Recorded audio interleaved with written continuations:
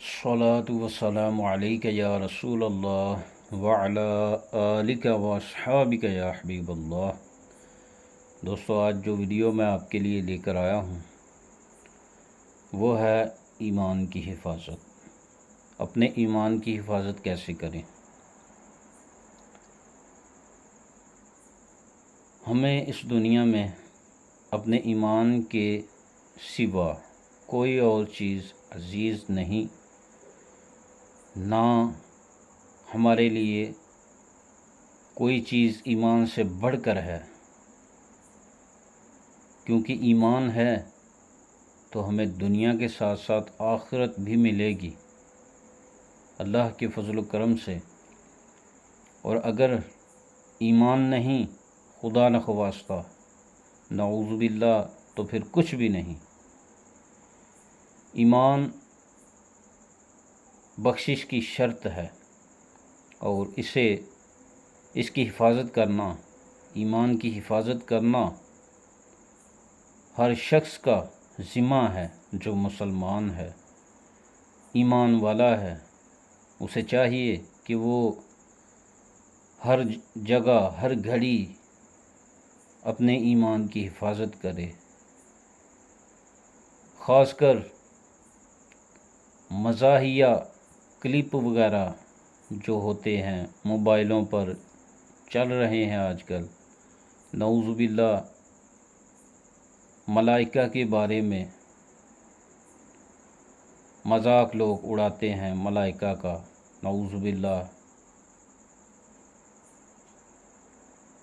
جہاں پر ہم دیکھیں کہ یہاں پر فرشتوں کا مذاق اڑایا جا رہا ہے، وہاں سے بچیں، ایسی محافل سے بچیں کہ ہمارا کہیں ایمان ضائع ہی نہ ہو جائے۔ جہاں پر ہم سمجھیں کہ یہ شخص ایماندار نہیں، کچھ ایسی باتیں کر دے گا کہ جس سے ہمارا ایمان ضائع ہونے کا خطرہ ہے، تو ہمیں اس شخص کے پاس بیٹھنے سے بھی بچنا چاہیے، کیونکہ ہمیں اپنا ایمان زیادہ عزیز ہے، نہ کہ وہ شخص جس کے پاس ہم بیٹھے ہوئے ہیں۔ چند گھڑیوں کے لیے مذاق ہنسی کر لیں گے، لیکن اپنا خدا نخواستہ کہیں ایمان اگر ضائع ہو گیا تو ہمارا سب کچھ برباد رائگاں کر دیا جائے گا۔ اس لیے دوستو، ہمیں اپنے ایمان کی حفاظت کرنی ہے، ایمان کی حفاظت کرنی ہی ہے۔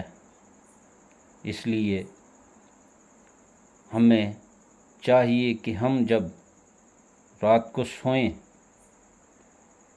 سونے سے پہلے ہمیں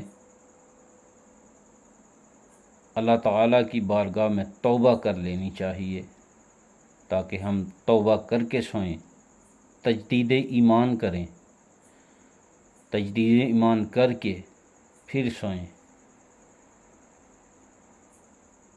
آپ کی خدمت میں کچھ طریقہ عرض کر دیتا ہوں۔ بعض دوستوں کو نہیں بھی علم ہوتا کہ توبہ کیسے کریں، تو سمپل سا طریقہ ہے، سونے سے پہلے اللہ تبارک و تعالیٰ کی بارگاہ میں ہمیں چاہیے کہ ہم توبہ کریں کہ اے پروردگار، اگر کسی ایسے فعل سے، کوئی ایسا فعل اگر مجھ سے ہو گیا ہے جس کی وجہ سے خدا نخواستہ میرے ایمان میں کوئی خلل پیدا ہوا ہے، تو میں تیری بارگاہ میں توبہ کرتا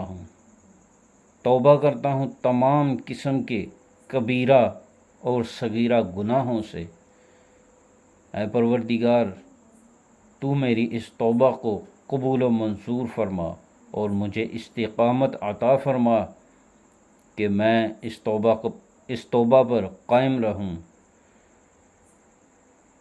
اور میں احتیاطاً تجدید ایمان کرتا ہوں، لا الہ الا اللہ محمد الرسول اللہ۔ یا دوسرا کلمہ پڑھ لیں، اشہد اللہ الہ الا اللہ وحدہ لا شریک لہ واشہد ان محمد عبدہ ورسولہ۔ تو عزیزان گرامی، ہمیں چاہیے کہ ہم ہر رات سونے سے پہلے اپنے پروردگار کی بارگاہ میں توبہ کر کے سوئیں، تجدید ایمان کر کے سوئیں۔ ایمان سے بڑھ کر ہمارے پاس کیا ہے؟ اگر خدا نخواستہ ہم سے ایمان ہی چھین لیا گیا، ایمان ہی ہم سے رخصت ہو گیا، تو ہمارا بچے گا کیا؟ آپ اندازہ کر سکتے ہیں اس بات سے کہ ایمان کتنا ضروری ہے۔ ہر شخص، اگر کوئی مسلمان کے گھر میں پیدا ہو گیا ہے تو اس کا مطلب یہ نہیں کہ وہ مسلمان ہی مرے گا۔ ہمیں خود فکر ہونی چاہیے اپنے ایمان کی کہ ہم نے مرنا ہے اور ایمان پر مرنا ہے، جیسے کہ اللہ تبارک و تعالیٰ کا ارشاد پاک ہے قرآن کریم میں۔ مفہوم عرض کر رہا ہوں کہ اپنے ایمان کی حفاظت کرو، ایمان پر ہی تمہیں موت آئے۔ ایک بار کلمہ تم نے پڑھ لیا، اللہ کا اقرار کر لیا اور اس پر ڈٹے رہنا، پھر تمہاری موت ایمان پر ہی آئے۔ ایمان سے کہیں ادھر ادھر نہ ہونا، ایمان پر ہی ثابت قدم رہنا، اور ایمان کی حالت میں ہی تم مرنا۔ تو اس عزیزان گرامی، ہمیں چاہیے کہ ہمیں اپنے ایمان کی حفاظت کریں، اور ہمیں کرنی بھی چاہیے۔ ایمان ہوگا تو آخرت میں بخشش کی امید ہے۔ اگر خدا نخواستہ اللہ نہ کرے کہ ایمان کہیں ہم سے رخصت ہو گیا، کسی مذاق کی وجہ سے، کسی بیٹھک میں بیٹھنے کی وجہ سے، کسی بھی ذریعے سے خدا نخواستہ ہم سے ایمان رخصت ہو گیا، تو ہمارا بنے گا کیا؟ ہمیں چاہیے کہ ہم اپنے ایمان کی حفاظت کریں۔ عزیزان گرامی، ایمان کے سوا ہمارے پاس کچھ بھی نہیں۔ میں بہت زیادہ تاکید اور زور دے رہا ہوں کہ ہمیں چاہیے کہ ایسے جملوں سے، یہ جو آج کل بالی ووڈ، ہالی ووڈ میں سانگ چل رہے ہیں، خاص کر ہندوستان اور کفار کی جانب سے سانگ ریلیز ہو رہے ہیں، ان سانگوں کو، ان گانوں کو سننے کا ہمیں بہت چسکا ہے، لیکن یہ گانے ایمان کی بربادی کا سبب بن سکتے ہیں۔ ان سے ہمیں گریز کرنا چاہیے، کیونکہ ان میں کفریہ جملے، کفریہ الفاظ بولے جاتے ہیں جو ہم ساتھ ساتھ گنگناتے ہیں، اور ہمیں پتہ نہیں چلتا کہ یہ کفریہ کلمات ہیں۔ جیسے کہ ان کا کوئی گانا ایسا نہیں ہوتا جس میں یہ عقیدہ نہیں پھیلاتے وہ کہ جنم جنم جنم جنم کیا ہوتا ہے؟ یہ جنم جنم ایک بار ہی ہمیں زندگی عطا کی گئی ہے، دوبارہ زندگی نہیں دی جائے گی اس دنیا میں۔ تو ہمیں سوچنا چاہیے کہ یہ سانگ کہیں ہمارے ایمان کی بربادی کا سبب نہ بن جائیں۔